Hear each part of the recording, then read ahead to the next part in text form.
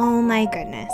Welcome down the rabbit hole, friends. Okay, when Gypsy first got out of prison back in January, I had some people come to me, specifically Brandy from Uncorked with Brandy, and say some things like, you have no idea how crazy this case is. Like, it's not like any other true crime case I've ever covered. It's insanity. The people in it take you down so many rabbit holes. Like, it's different than anything else you've ever experienced, okay? Now, for me, I was sort of like, you're just like way too involved. That's what I was thinking. These people are just like way too involved in it. It's not that crazy. They're believing like too much conspiracy theory type stuff about Gypsy. And yet, so many things have come to fruition. So many conspiracy theories, things that I thought were conspiracy theories, have turned out to be true. And like the drama goes on and on, like the beat goes on, the drama goes on with Gypsy and her family. It's insane. Today, I have so much to show you, like so much tea, so much information that I've been digging up. But today I'm going to focus on some messages from Gypsy to a friend while she was in prison. She's talking about Ryan's family, and she's also talking about how she has decided to divorce Ryan. This was 2 months before she ever left prison. These are the facts. It's right here in these messages. Gypsy is saying that she was going to divorce him because she wanted to live a single life. And she has lots of weird things to say about his family. She sounds selfish, spoiled, entitled, and also just like someone who wants to get out and have fun, like be like a 17-year-old girl. So I'm not sure. I'm not sure why she even tries to hide it. Let's take a look at these messages. Okay, so these messages were originally released on a Reddit page called GRB Skeptic. And basically, the person who released them let us know that she was in contact with Gypsy while Gypsy was in prison. They spent a lot of time messaging back and forth, and she was also putting out the messages for some of Gypsy's fans to see. She says, I've held on to these messages for a really long time, and I've decided to show them. Letters Gypsy wrote me about her marriage while in prison. I've held on to these for a long time, not wanting to release them out of respect for her privacy, but seeing as how she now broadcasts every aspect of her marriage, I no longer feel the need to keep these secret. I started writing Gypsy in August of 2022, and she was quick to open up to me about her issues with Ryan while still behind bars. When we first started corresponding, she was very much on the fence about staying married to him, and they separated during the early days of our correspondence. Eventually, she decided she wanted to stay married to him, and I got the impression he told her not to write to me anymore as I'm a man. To be clear, I never wrote Gypsy with any interest beyond just being her pen pal. To be honest, it was more a morbid curiosity that had me reach out in the first place. I post these now because from everything I've seen since her release, I really do believe that her marriage is toxic. Okay, one thing I find very interesting is that, once again, Gypsy was writing to so many people in prison. I've talked to you about Frank. This man is not Frank, okay? And it is odd to be writing to these random men. I mean, what connection do you have to them, and why so many? I think it's all about attention, and I think we all know that. All right, let's take a look at the first message. Okay, so this message is from the beginning of Gypsy's relationship with this guy, in which she's talking just like really weirdly about Ryan's family. She has a lot of interesting things to say.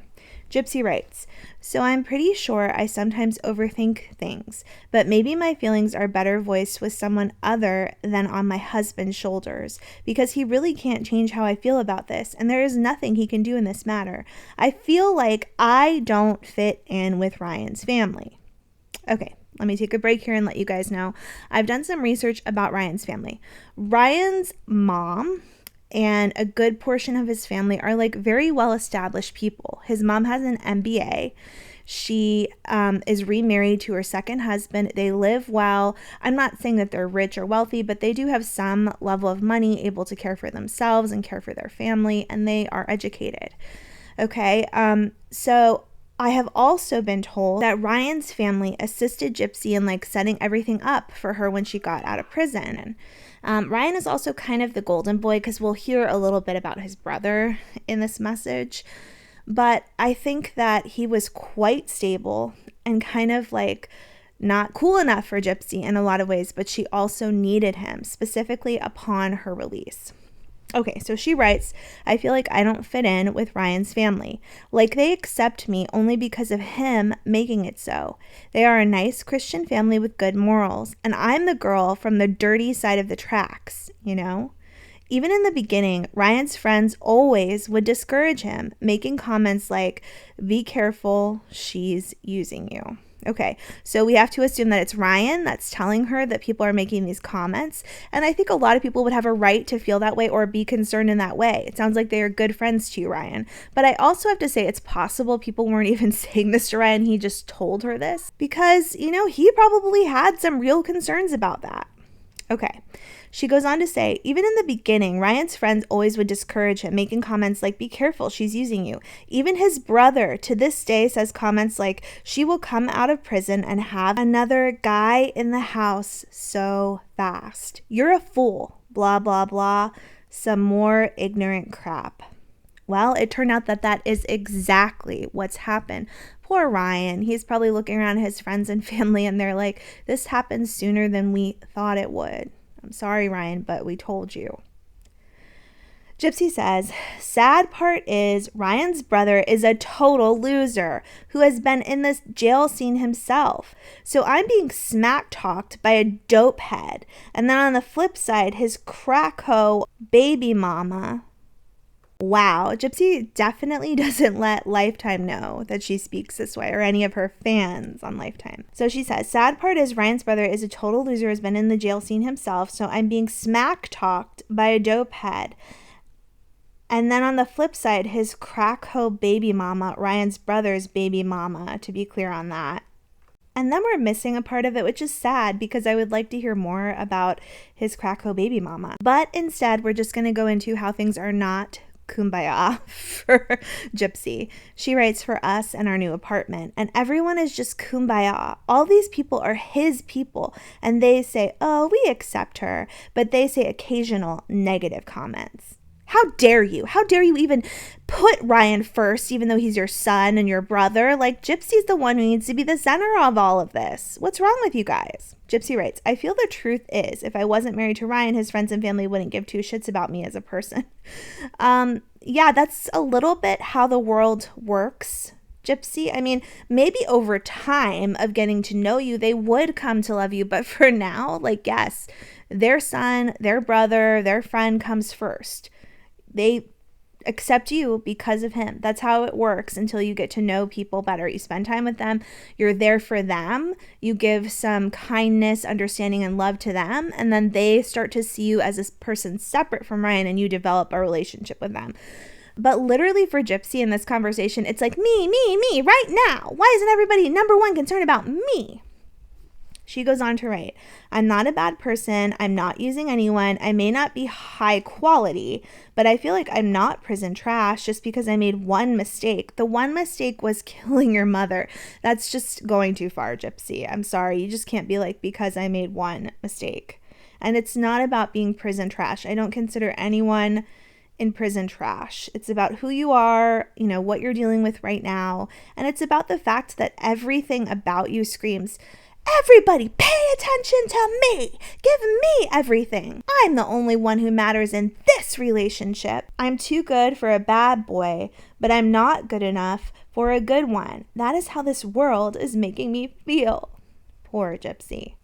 Now just him, I feel like I am loved and truly embraced, but hardcore bluntness to the people around him, all I am is tolerated. His mom is super sweet to me, but sometimes I wonder if it is because she actually likes me, or is it because I'm married to her son? Gypsy, she doesn't know you. If anything, she's spoken to you on the phone a few times, and you married her son like while you were in prison. She's going to have to get to know you for you actually to become a real person to her. You're going to have to actually give parts of yourself, love, kindness, respect to the mother and to Ryan, be a good wife to him before she's really going to come to love you as a singular person. And that is the way it works for everybody. You want to be special. You want to be like, I'm the star here.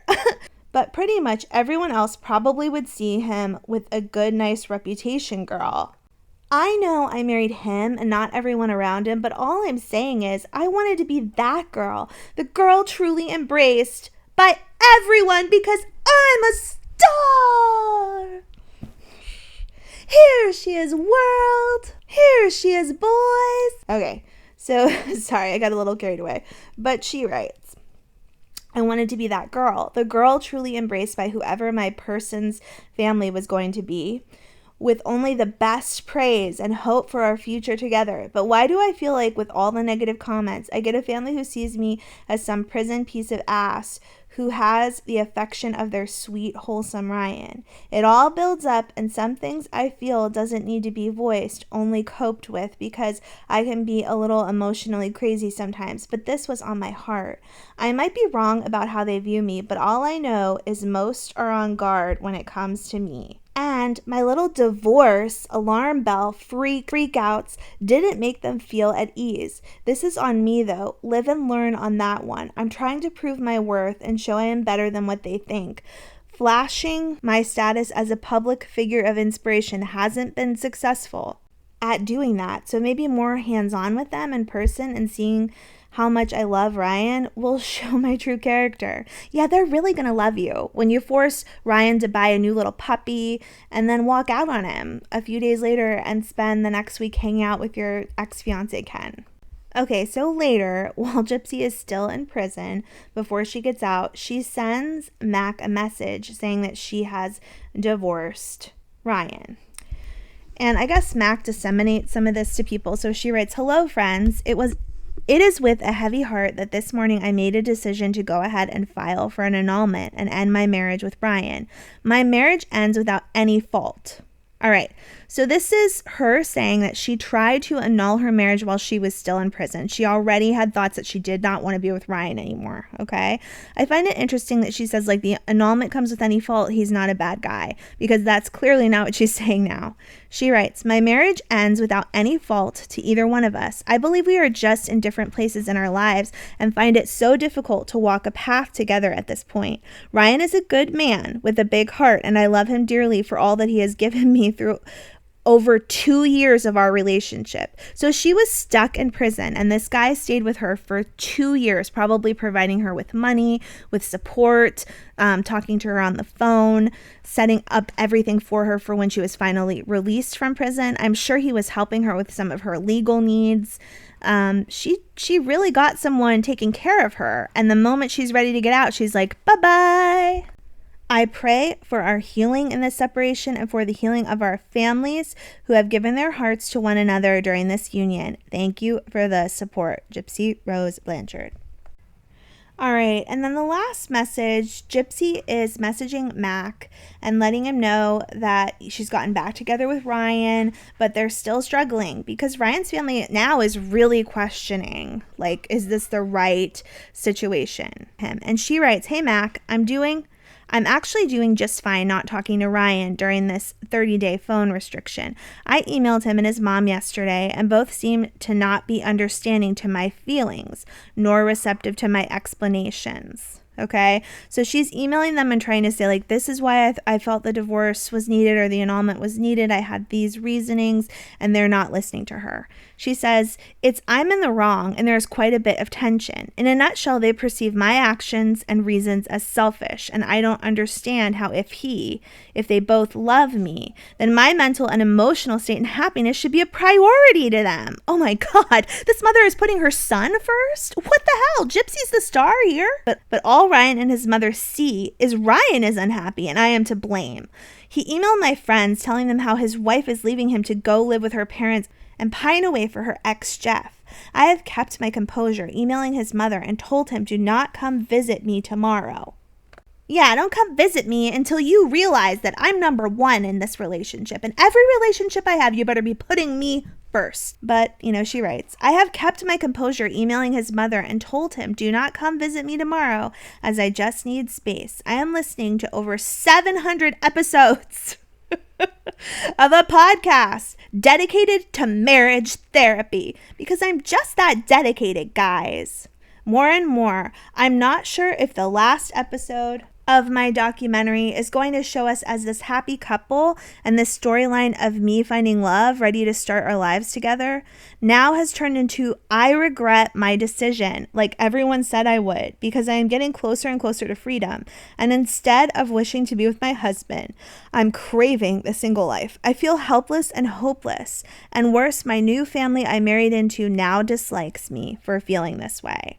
Surprise, Gypsy! It turns out the whole world ended up disliking you, girl. Yeah, these messages are telling. So basically, Gypsy was talking to way too many people when she was in prison. She's got loose lips and tells everybody her shit. She messes around with all kinds of people. I mean, I brought up Rachel Garlick before, who she was like planning a whole TikTok empire with and then left her in the dust when she got out of prison. And that girl has sang like a canary about the money that she sent to Christy and Gypsy. You know, it's like, let's just put it this way. Gypsy is not like a mastermind criminal. She doesn't get like how to, you know, deal with not having attention. Attention is her number one drug. So she keeps ruining her plans and making herself look bad by just wanting all this attention from people. So here she is talking to all these people about how she's going to leave Ryan. She's unhappy with him, bad-mouthing his family, making it clear that she doesn't like it when people question anything about her, even though she's the one in prison.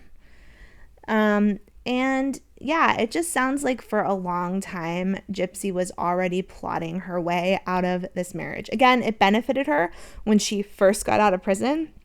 And now it benefits her to leave him and do her own thing and have her own money, have her own life, and, you know, be with whoever she wants to be with, because she's a star now, friends. All right, thank you so much for joining me down this rabbit hole. I have many more screenshots and other things to show you throughout the week involving Gypsy Rose, Nick, Ryan Anderson, and Ken. I mean, it is just one crazy, batshit crazy rabbit hole. Hope to see you again tomorrow when we head down another Gypsy Rose rabbit hole.